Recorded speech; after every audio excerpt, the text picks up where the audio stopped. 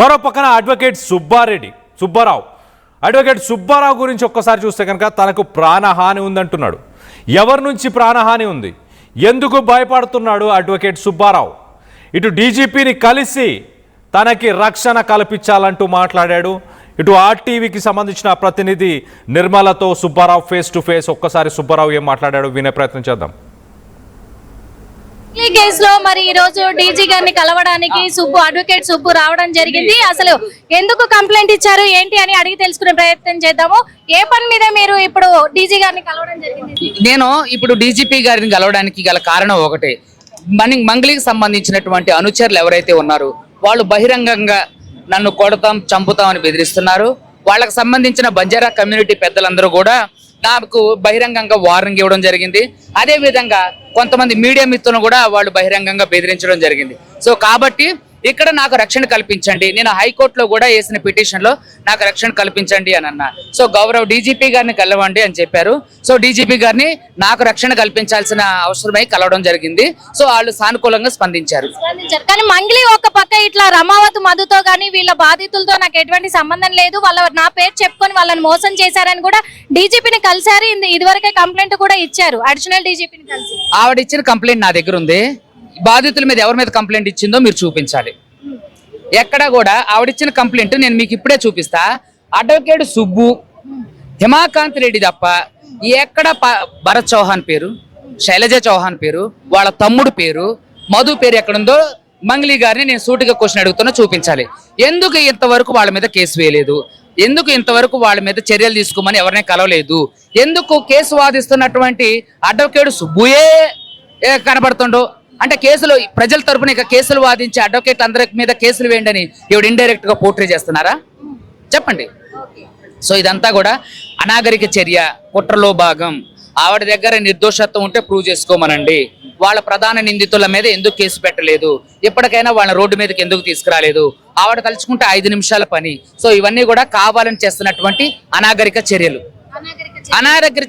మరి ఇక్కడ కూడా వాళ్ళ సంఘం వాళ్ళే, వాళ్ళ గిరిజన సంఘం వాళ్ళే మంగళికి మద్దతుగా ప్రెస్ మీట్లు పెడుతూ ఉన్నారు. ఆమె మీద మా తప్పుడు రాతలు రాసినా, తప్పుడు మాటలు మాట్లాడినా కానీ మేము యాక్షన్ తీసుకోక తప్పదు అని చెప్పేసి వార్నింగ్. వాళ్ళు ఏం యాక్షన్ తీసుకుంటారు?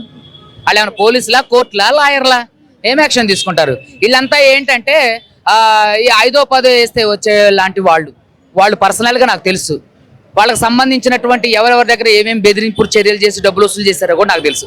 వాళ్ళంతా ఏంటంటే పేడ్ ఆర్టిస్టుల లాగా. సో వాళ్ళకి నిజంగా చిత్తశుద్ధి ఉంటే వాళ్ళకి సంబంధించిన వాళ్ళు 80% మంది మోసపోయి ఉన్నారు. వాళ్ళందరినీ కూడా వాళ్ళ తరపున మాట్లాడమనండి. మీరు ఒట్టిపల్లి తాండాకి వెళ్ళండి, ఒద్దిపట్ల తాండాకి వెళ్ళండి, పలుగు తాండాకి వెళ్ళండి, పిఏపల్లికి వెళ్ళండి, గ్రౌండ్ లెవెల్ వర్క్ చేయండి. అప్పుడు మీరు మాట్లాడండి. వాళ్ళ నుంచి నాకు బెదిరింపులు, సో కాబట్టి వాళ్ళ నుంచి నాకు రక్షణ కల్పించండి అని చెప్పి ఈరోజు డీజీ గారిని కలవడం జరిగింది. బాధితులకు కూడా అండగా నిలబడతాను అని మంగళి అన్నది. ఇప్పటి వరకు మరి బాధితుల పట్ల ఎవరికైనా కాల్ చేసి కానీ మాట్లాడడం కానీ ఇలాంటివి జరిగిందా? మీ వరకు వస్తాయి కదా. ఎవరండి? మంగళి. ఎవరికి కలవలా. నేను అదే అంటున్నా, మంగళి గారికి బహిరంగంగా నేను స్వాగతం పలుకుతున్నా. రండి, కోర్టు దగ్గరకు రండి, మేము ఉంటాం, మాట్లాడతాం, మీతో పాటు మేము ఉంటాం. రండి బాధితుల తరపున, అంటే బాధితులకు న్యాయం జరగాలి, బాధితుల తరపున నేను ఉంటా. ఏది మరి ఎక్కడ ఎప్పుడు వచ్చారు? బాధితులకు ఒక్కళ్ళకి కూడా ఫోన్ చేసి పరామర్శించాల. సో కాబట్టి ఇదంతా అనాగరిక చర్య. దీని వెనకాల మంగళి మాత్రమే ఉందనుకుంటున్నారా? మంగళి వెనకాల ఇంకెవరైనా? దీని వెనక చాలా పెద్ద నెట్వర్క్ ఉందండి. దాని గురించి నేను మీకు తర్వాత మీకు ఇచ్చేస్తాను. మాకు కానీ లోపల కలిసిన ఎవిడెన్స్ ఏమైనా ఉందండి?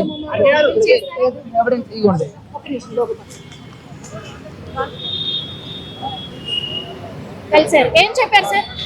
ఇక అన్ని కూడా నేను మీకు ప్రధాన మీడియాలో నేను ఇప్పుడు చెప్పే కదండి. సో మళ్ళీ కూడా రిలీజ్ చేస్తాను. ఓకే, నాకు ప్రాణహాని ఉంది అంటూ కూడా మరి అడ్వకేట్ సుబ్బు కంప్లైంట్ ఇవ్వడం కూడా జరిగింది మంగళి నుంచి. అలాగే రమావతి మధు నుంచి కూడా నాకు ప్రాణహాని ఉంది కాబట్టి నేను కలవడం జరిగింది డీజీ గారిని. అందుకే డీజీ గారు కూడా నాకు హామీ ఇచ్చారు, కంపల్సరీ నీకు ప్రొటెక్షన్ ఇస్తామని చెప్పేసి కూడా చెప్పారు అని చెప్పేసి కూడా చెప్తూ ఉన్నారు. ఏది ఏమైనప్పటికీ ఈ కేసు వదిలేదే లేదు, బాధితులకు అండగా నిలబడి తీరుతాను అని చెప్పేసి అడ్వకేట్ సుబ్బు కూడా తెలియజేస్తూ ఉన్నాడు. కెమెరామెన్ మధుతో నిర్మల, ఆర్టీవీ. రైట్, ఇక్కడ అడ్వకేట్ సుబ్బారావు చాలా క్లియర్గా తనకి ప్రాణహాని ఉంది, మంగళి తరఫున ఉన్న వ్యక్తుల నుంచి ప్రాణహాని ఉంది అంటూ చెప్పుకొచ్చే ప్రయత్నం చేస్తున్నాడు. అందుకే డీజీపీని కలిశాను. గతంలో మంగళి ఏడీజీపీని కలిసి ఇచ్చిన కంప్లైంట్ డీటెయిల్స్ కూడా నా దగ్గర ఉన్నాయి. వాటిలో ఉన్న పేర్లు ఒకసారి చూస్తే ఇటు నా పేరు సుబ్బారావు, అలాగే మధు, మా ఇద్దరు పేర్లే ఉన్నాయి. ప్రధాన నిందితులైన హేమాకాంత్ రెడ్డి, భరత్ కుమార్, శివకుమార్, శైలజ పరారీలో ఉన్నారు. మరి అడ్వకేట్ సుబ్బారావు ఇక్కడ శివకుమార్ అంటూనే మంగ్లీ తమ్ముడు శివకుమార్ అంటూ ఇటు అడ్వకేట్ సుబ్బారావు చెప్తున్నాడు. మరి నిజంగానే మంగ్లీ తమ్ముడు శివకుమార్, ఆ శివకుమార్, ఈ నిందితుడు శివకుమార్ ఇద్దరు ఒకటేనా? మరొకన డీసీపీ ముత్యం రెడ్డి శివకుమార్ అనే వ్యక్తి ఎవరు అనేది మేము తేల్చలేకపోతున్నాం.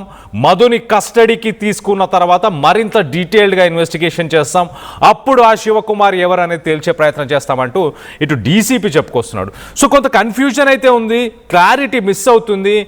ఐదర్ మంగ్లీ మాట్లాడే మాటల్లో తప్పు ఉంది, లేకపోతే ఇటు సుబ్బారావు అడ్వకేట్ సుబ్బారావు చెప్పుకొచ్చే మాటల్లో తప్పు ఉంది, లేకపోతే పోలీసులు ఆ శివకుమార్ని తేల్చలేకపోతున్నాము అంటున్నారు. అంటే వాళ్ళు ఏమైనా జాప్యం చేస్తున్నారు కేసుని. సో మొత్తం మీద కొంత మిస్టీరియస్గా, మొదటి నుంచి ఒక మిస్టీరియస్గానే ఉంది.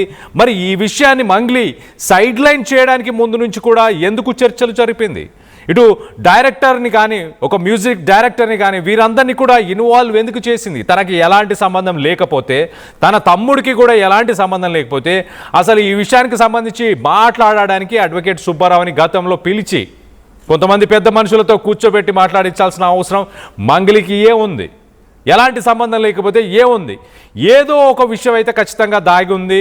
మరోపక్కన క్లారిటీ, ముగ్గురు దగ్గర క్లారిటీ మిస్ అవుతుంది. ఇటు మంగ్లీ మాట్లాడే మాటలకు, ఇటు సుబ్బారావు అడ్వకేట్ సుబ్బారావు చెప్పే మాటలు, ఇటు మరోపక్కన ఇటు డీసీపీ ముత్యం రెడ్డి, ఈ ముగ్గురు మాట్లాడుతున్న మాటలు, వర్జన్స్, కొంత డిఫరెన్సియేషన్స్ కనిపిస్తున్నాయి.